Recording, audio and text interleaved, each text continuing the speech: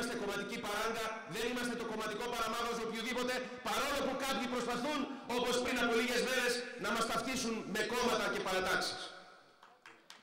Είμαστε ανεξάρτητος συνδυασμός που προέρχεται από διαφορετικές πολιτικές καταγωγές, από διαφορετικούς πολιτικούς χώρους, αλλά μας ενώνει ένας σταθερός συνδετικός κρίκος.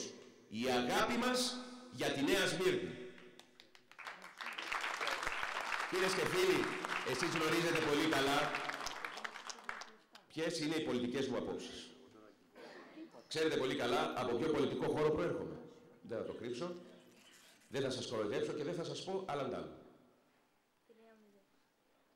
Έχω βεβαίως τους προβληματισμούς μου, έχω τις επιφυλάξεις μου για συγκεκριμένες πολιτικές, όμως εδώ ήθελα να σας πω ότι κατεβαίνω σαν ανεξάρτητος υποψήφιος δήμαρχος της Νέας Σμύρνης και όχι υποψήφιος δήμαρχος του ΠΑΣΟΚ, του ΣΥΡΙΖΑ, της Νέας Δημοκρατίας ή των ανεξάρτητων Ελλήνων.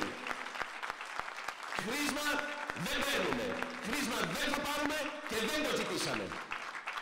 Θέλω να είμαι ανεξάρτητος δήμαρχος και γι' αυτό είμαι αποφασισμένος και θα σας το πω σήμερα για πρώτη φορά.